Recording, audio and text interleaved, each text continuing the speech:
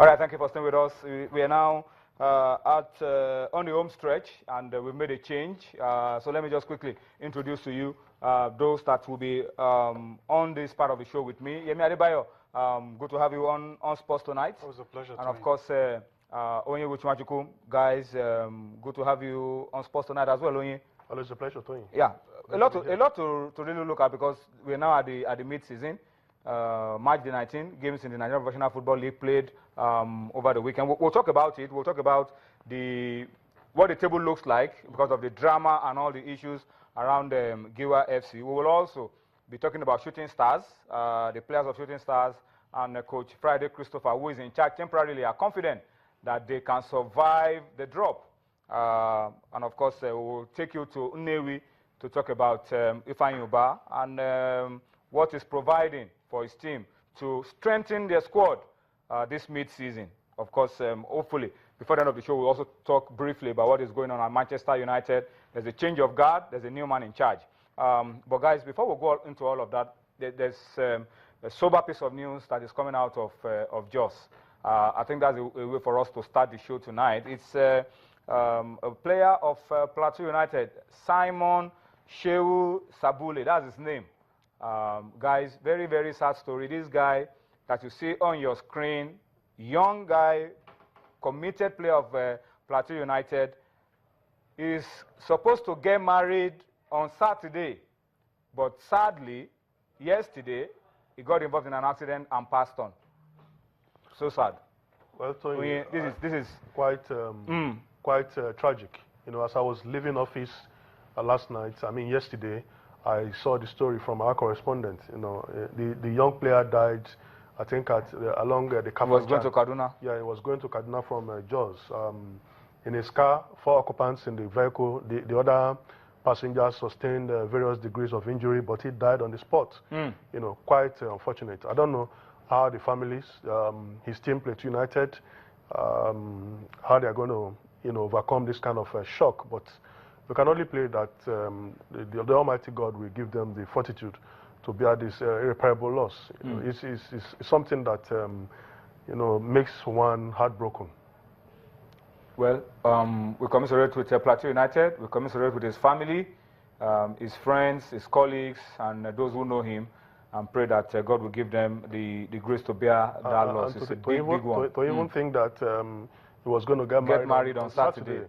And the young lady, you know, that he was supposed to get married to, you can imagine the kind of trouble. How heartbroken. Yeah, she will be right now. She will be. The Lord will comfort them. All right. On that sober note, we'll begin our discourse around the Nigeria Professional Football League. It was a weekend of a lot of exciting results. Teams at home were very dominant. But let's start by showing you the results, and then we'll talk around those games. Of March day 19. We'll take a look at the results. It started on Friday. We had a Friday night game, and it was high tempo, very intensive game in Enugu. Rangers and Atlant playing out the goal draw. But let's show you all the results first of all of the games played over the weekend. Ifeanyi Ubah, truly at home, 2-0 over Tornadoes of Minna. Enyimba, 1-0 over Nasarawa United with a free kick goal. Fantastic free kick goal from Chima Akas.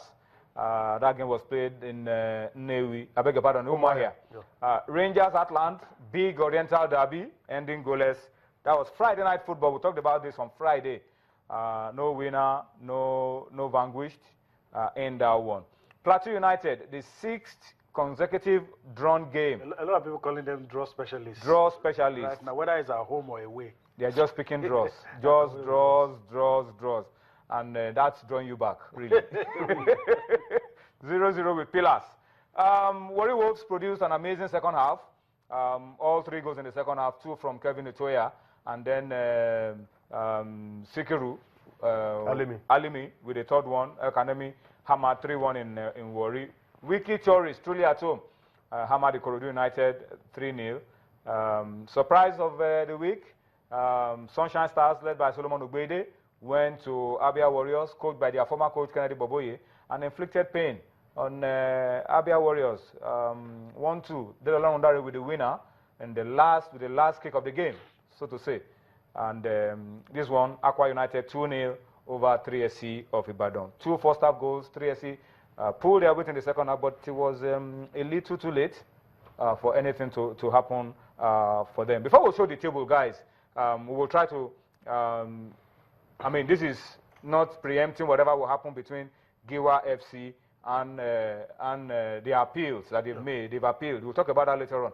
But only what was the standout result for you? For me, it was Sunshine. Yeah. Going to Abia Warriors and getting all 3 points. Yeah, undoubtedly. You know, we never saw it coming because Abia Warriors have been, you know, quite decent home and away.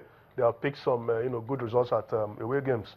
I don't really know what happened to them, but for Sunshine Stars, I watched them at Aige Stadium against MFM, a decent time. I think it was quite unfortunate that they had issues with the technical crew, but Ogbede came in and stabilized the team. They have been producing good results. They have young players, especially Benjamin Francis, who has been doing so well from you know, the wing back position for the team. And they also have old warhorse like Olorun Dare, who usually